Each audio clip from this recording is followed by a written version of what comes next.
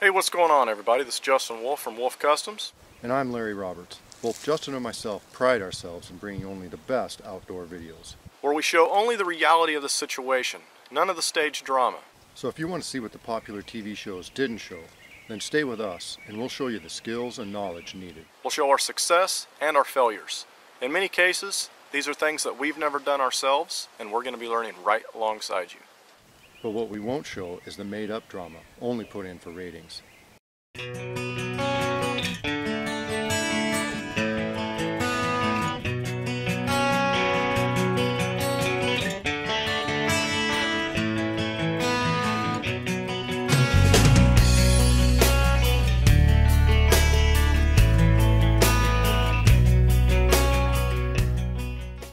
Hey everybody.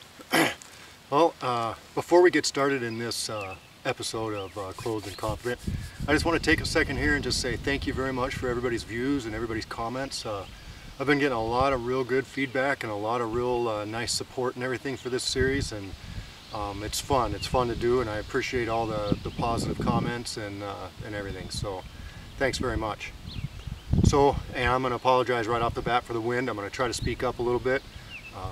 Hopefully it doesn't drown out too bad. Today's episode is something that I think I saw, and I'm sure it's been done many times, but I think I personally saw Bear Grylls maybe do it on his show quite a while ago. I can't remember if it was on Dual Survival or not, but it's going to be a way of purifying your water with no metal container. So I'm going to gather some resources here, and we're going to do it with a fire. I'm not going to show the fire part just because this, you can get a fire however you want, flint and steel, solar, whatever. But let me gather up some resources. I'll show you what I got to work with, and we'll go from there. Okay guys, here's what we have to work with. In addition to these items, I have my knife, and you're going to see some of the wood that I process and stuff's going to have a nice clean cut to it. I've got my saw with me. You could beaver chew and do all that stuff to process your wood. That's fine, just for quickness or whatever of me processing the wood that I need to do. I'm going to use a saw. But anyway, we have two opened plastic water bottles. Okay, we're going to say the water in here is suspect. It's you can't just drink it straight. I've got a little bit of bank line, and I've got a little bit of paracord. It wouldn't have mattered if I had two chunks of either one. It's just, this is what I carry random cordage in my pocket, so this is what I've got. So let me grab I think I got a tick in my hair. Let me grab a couple of things and we'll get set up. Now I am in my pasture here. There's very few times in my area that I have to worry about a forest fire or a fire getting away from me. And right now, it's at the end of our time. Springtime is usually the time where we have to worry about stuff because everything's, all the grass and everything's just super dead and the snow has melted and everything just hasn't greened up yet. Like I said, we're at the end of that part, but I want to be super safe. I don't want to go out in the woods and have to dig a big old, clear a big old area and stuff. I've got a perfectly good spot right here in my pasture, plus I've got a lot of dead wood that I've cleared previously. So that's really not the point of the video. The point of the video is, how do I purify these water bottles with a fire? That's what I'm going to try. Now I know that supposedly you can do it, just the ultraviolet rays of the sunlight can purify it. They even sell those ultraviolet purifier things. I suppose that you could leave it out for a long time. I don't know. I always I want to be super safe with my water. The research that I did said that you need to bring up the temperature of the water to at least 150 degrees. And the one article that I read said for at least 5 minutes. I want to get way above that. I want to be just super, super cautious. I mean, I would prefer 160 degrees for, half hour or something like that. Maybe not a half hour, but a while. So anyway, let me cut some stuff down and rig something up to see if we can purify this.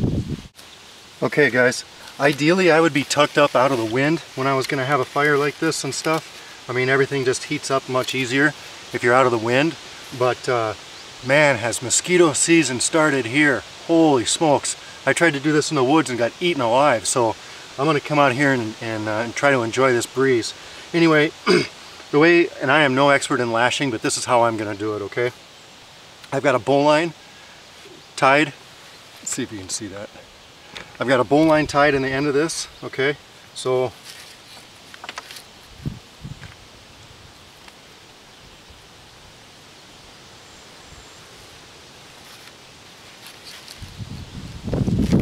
I'm just gonna, these pieces of wood,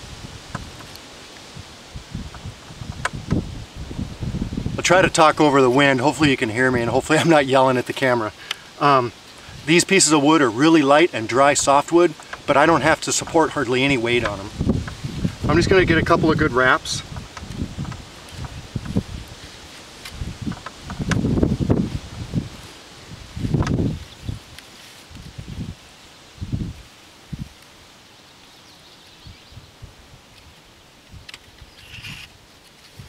Nothing fancy here.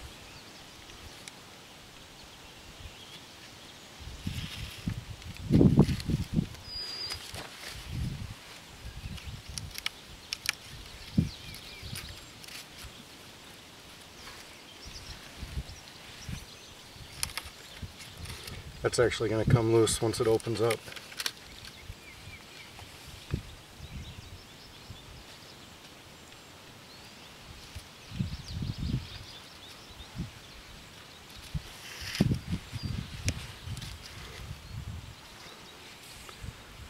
Now with this bank line, I don't have to be super careful with my knots or anything. Just a couple half hitches in there.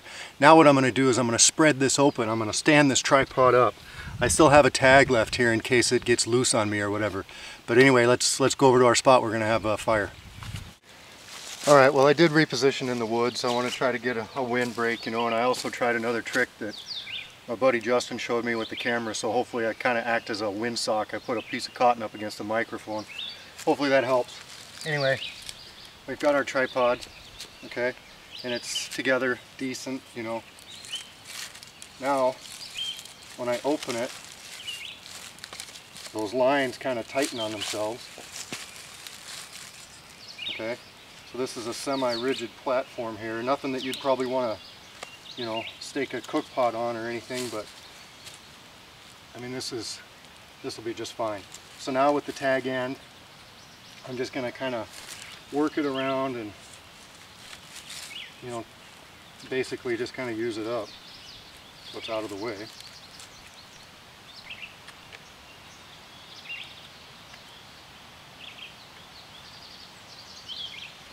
Pretty much everything with this bank line you can do with half hitches, or a lot of stuff you can do with half hitches, because it's so grabby on itself, and then when you're done with it, you don't have a bunch of knots you got to sit there and try to force out or whatever.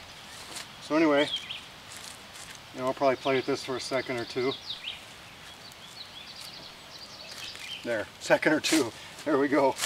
Alright, I'm going to gather some stuff for a fire, maybe try to clear some the cottonwoods or whatever are really leaving a bunch of fuzz around. So I'm going to kind of clear out a little fire pit, get some wood, get a fire going, and we'll go from there. Okay guys, change of plans. We're not going to go with the tripod deal.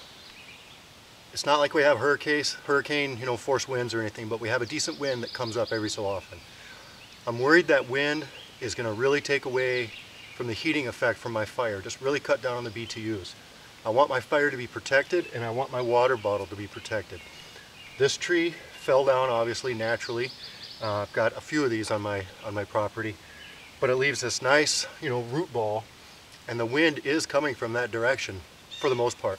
So I think this is going to be a pretty good deal. Now this is super muddy, wetty. As a matter of fact, wetty is not a word. Super muddy and wet. I took a digging stick and kind of threw the stuff off to the side. Boy, if you're looking for fishing worms, this would be the place to go. I just found like 5 or 6 decent sized ones and just kind of threw them off to the side. But anyway, I did a little base for my fire. I've got some firewood going. I strung my paracord just very, you know, haphazardly, so that I know approximately where to start my fire. Because, you know, who knows, if this was leaning, you know, the wrong way or something, maybe I wouldn't have been able to be far enough away from this root ball to have a fire. Now there are some roots here and stuff. I'm not that worried about it. I think these are green. And regardless, I have 2 bottles of water that I can, when I'm all done, put out the fire with right there. So we're gonna do it this way. So, all right, well, let's get a fire going. All right, as you can see, the wind is still kicking it around, but I think it's better than if it was directly in the wind. And you can also see I've got about 6 times as big a fire as what I need. I'm gonna let that die down. I just wanna kinda, you know, that stuff was real muddy. The base was real muddy. I want it to dry out. And as you can see, the surface roots are on fire up there. I'm not worried about that. That's all gonna be, you know, so long as they don't get carried away in the wind. That's all, let that burn up, and then it'll just have that dirt right there. So let's let this fire die down a little bit. Okay, while the fire's dying down, I'm gonna try out a new knot. It's new to me. I'm sure a lot of people know it. I've been calling it like a sliding prusik. I'm not sure what it's called. It's new for me, so I'm probably not gonna tie it right the first time, okay? I'll try to explain it, but it's basically just a sliding knot that I like because it would be good for like tent stakes and stuff, because as you slide it up the string, it shortens your string, and while you slide it down, it makes your string longer. Now, like I said, this is probably old news to other people, but it's not to me. So I'm just going to try to remember it. I'm going to loop it under. Okay, just like that, just loop it around. And then I'm going to come back, and I think I go over the top and back again. Okay, now it takes me a second to dress it up.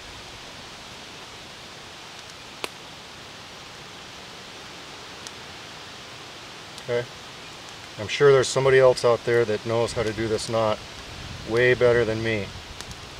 But for me, I just need to get out and practice stuff, you know.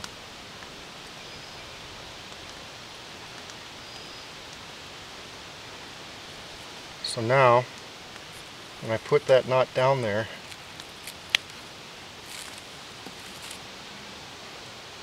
it's going to hold it there for me. And if you can just imagine this being a tent stake or something, okay, you can loosen it up, and it shortens your rope. In other words, if you didn't need it to strangle around this neck of this bottle, this would shorten your rope. So I guess I did tie it right the first time. It looks, I think I did anyway. It seemed to work like what I wanted it to. Let's try it again.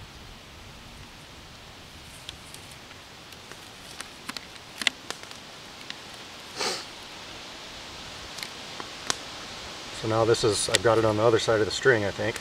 But loop it around, okay. And then back through.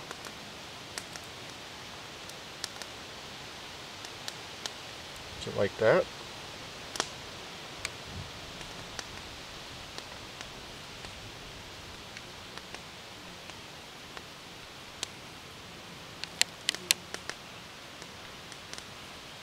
Yeah, like that. Okay. It's a work in progress for me. And I'm not going to want this tail hanging that close to the fire, so I'm probably going to retie it. But anyway, that's the knot I'm going to use to suspend my water bottle over the fire. Now I thought about, I've never done this before, and this may look like a real simple task, but there are a lot of simple tasks out there that if you've never done them before, you don't know the tricks or the ins and the outs. I've never done this before, so I don't know the ins and the outs of it. But one thing that I was thinking about doing and kind of rejected right away was putting a toggle inside the bottle. When I saw them do this on TV, this bottle got very misshapen and disformed. That's what I think is going to happen. So I don't want to have a toggle in there that could rip pulling out if the plastic got too hot. I'm thinking this surface around the neck deal is going to be a better thing. I'm going to add a little bit more wood to the fire, retie this knot so my tag end isn't so long, and of course I could just, you know, do some stuff to it or something, but that would defeat the purpose of the sliding prusik. Anyway, I'm going to retie it and put some wood on the fire, and let's see if we can get this to work. That's a close-up of the knot.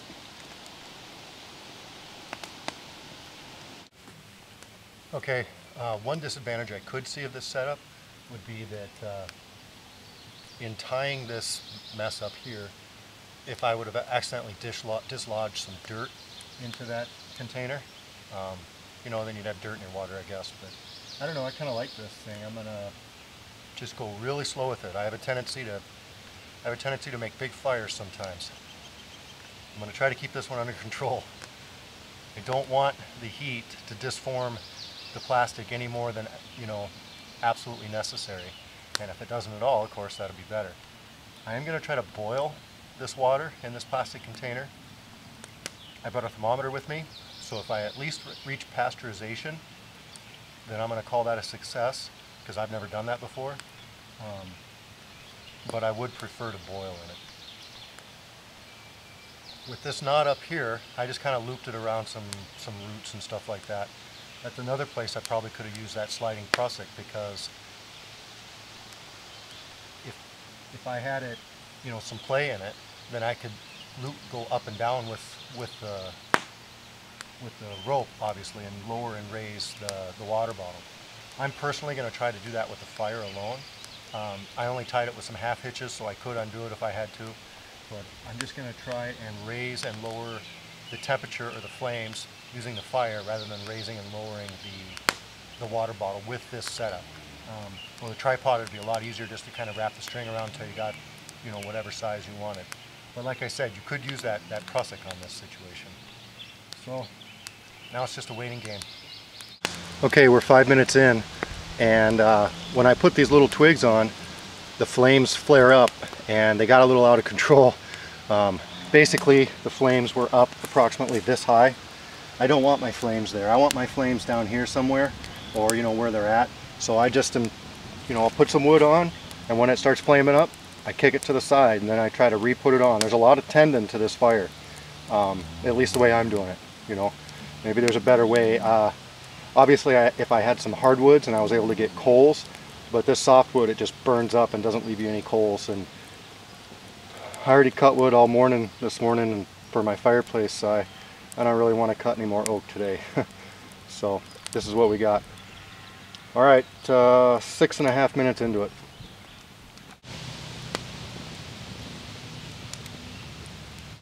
Okay, so we're just over 9 minutes into it, and I showed you that thermometer, you know, just kind of checking it once in a while. You can see the bubbles starting to form on the outside of the bottle. That tells me it's starting to heat up. Now, what I'm going to do is I'm going to stick my finger in it, and then I'm going to either say yes or no as far as, first of all, I'm going to try to boil. If I can't get it to boil, I'm going to stick my finger in it and do a personal determination of whether I think it's reached the temperature, and then we'll check it with the thermometer.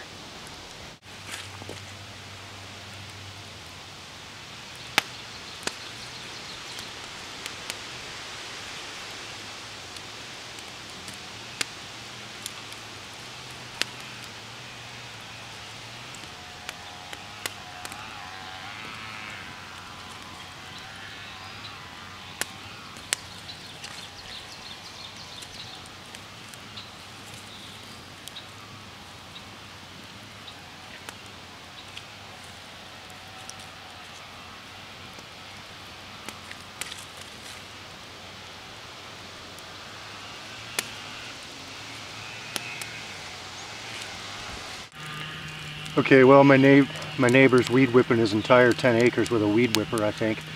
Anyway, sorry about that. We are 21 minutes 40 seconds into this, and I can see a bubble every once in a great while. The wind kicked up and kind of made it stop, but every once in a while a bubble will go to the surface. That's telling me it's getting warmer. Those flames are getting a little close. They look a little closer than what they are. They're on the back side of the bottle, actually. The top is getting a little deformed. Okay. And I stuck my finger in it about 5 minutes ago, and if I were to guess, I'd say it's about 130 degrees. I want it to get going better than that. I want to bring the fire a little bit closer. You know, I debated whether or not to, you know, leave it basically like what it is now and then lower the string so that there's less flame and more coal and maybe more heat. but I think I'm just going to keep doing it this way. I like being able to regulate the heat with the fire rather than have the coals right there, and if you were to add even just a little stick to continue the coals, then it would flame up right away and be, you know, big flames, whereas this, I can kind of control stuff. I've got a little more space between the fire and the bottle. It's just the way I'm doing it. So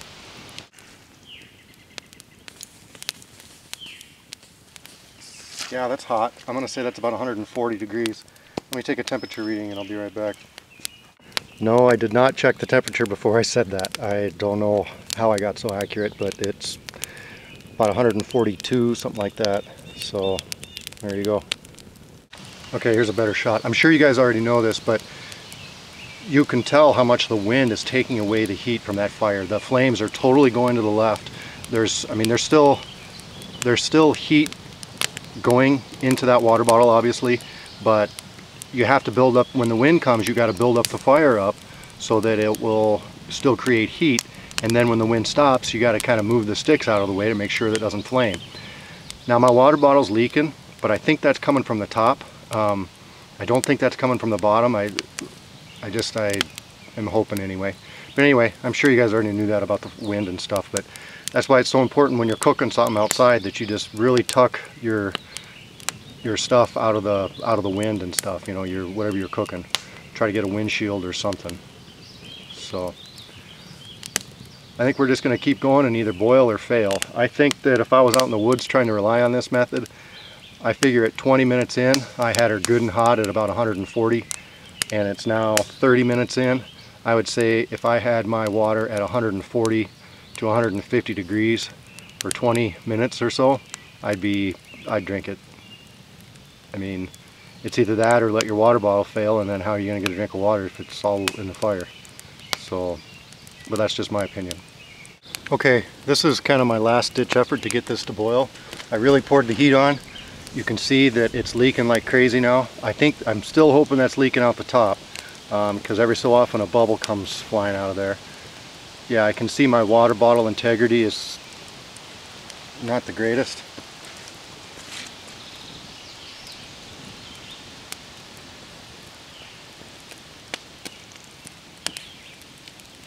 Actually, those might be just designs on the bottle, but still, I mean, this bottle is it's on its last legs. I can tell. It's or at least that would be my opinion if I was trying to rely on this out in the woods. Whether or not it is or not, I don't know. I've never done it before, but it worries me how much it's doing whatever it is it's doing. So now she's leaking pretty. I don't know. We'll have to see. Put a little more fire on it, let it go for a little bit longer and see if we can't get it to boil. But if I was out in the woods, I'd be pulling it off right now, and I'd just let it naturally cool down, and I'd drink it right now. Or after it cooled down, I'd drink it this far in the game right now. She's close, boys. Man, that's close. Okay, my flames are too high. I'm going to do that on purpose. I want to see if I can get this to actually boil. When those flames went up there and kissed that jar, it boiled over a little bit. So I mean, I think it's just like a flashy heat that gets it up there for a second, maybe. Not the boiling, but still, you know, it gets it up there for a second, and then the wind comes along and just cools it down. So it's just it's a crazy game of this thing. You can see that the bottle's getting elongated. The plastic is totally deforming. So it's lasted longer than I thought it would. We're at 41 minutes into this right now. Okay, 41 minutes after I put it on the fire. So it's held, you know, 40 minutes in a fire, man. That's pretty good, actually. Let's put some more wood on it, see if we can't get it to boil. The container is rapidly deforming. Those flames, when they get up above that neck, it just immediately deforms that bottle. And the rope is digging in. It's going to fail any second now. The rope is digging into the neck. Boy, we're close now. She's gonna fall. She's gonna fall right in the fire. Now, obviously, I wouldn't do this in the woods. I just wanted to test and see how this container would hold up. I would have pulled this off, like I said before, and I wouldn't let my fire get this darn big up, you know. But I just want it to boil. I wanted to see if I can do it in this you know, 45-minute boil time's kind of getting old. Boy, she's coming up there now. I don't know, boys, that's a boil right there. That's a, oh, man, is that close.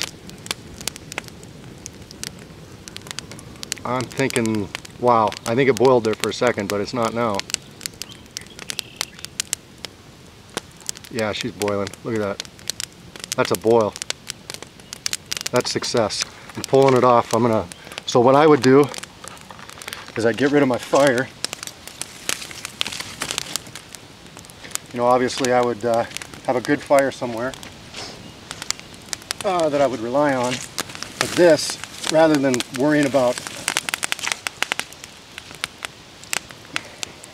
Actually, I'm going to pull it off too.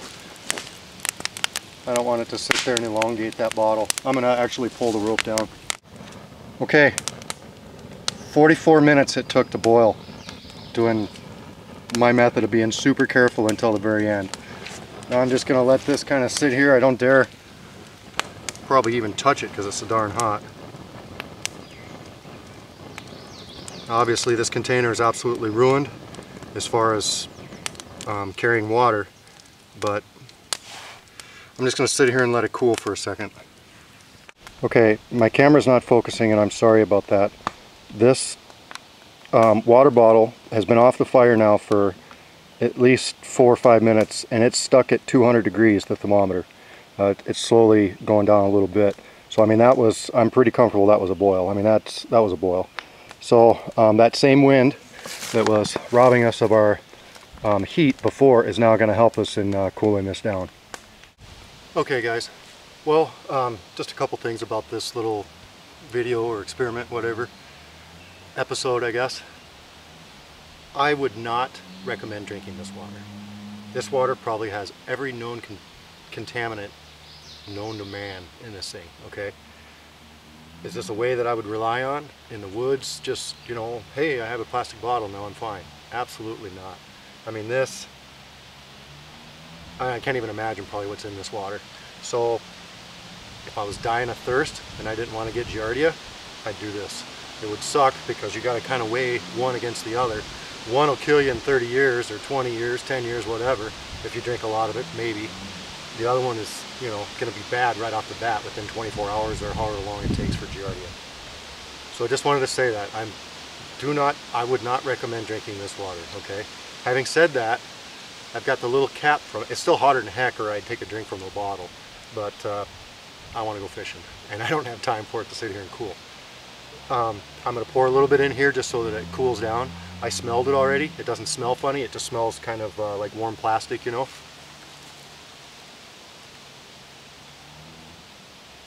Yeah, it just smells like warm plastic.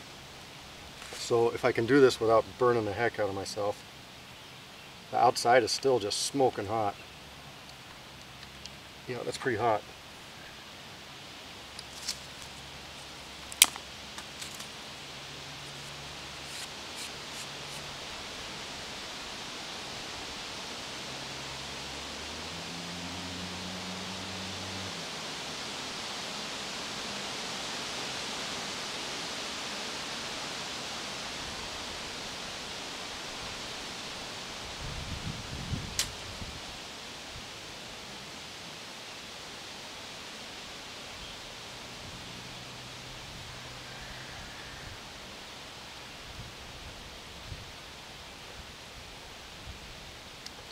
Tastes like water. I'm sure there's a bunch of crap in here you can't taste. You know, like I said, I wouldn't recommend drinking this water. I hope you enjoyed today's video, and see you later.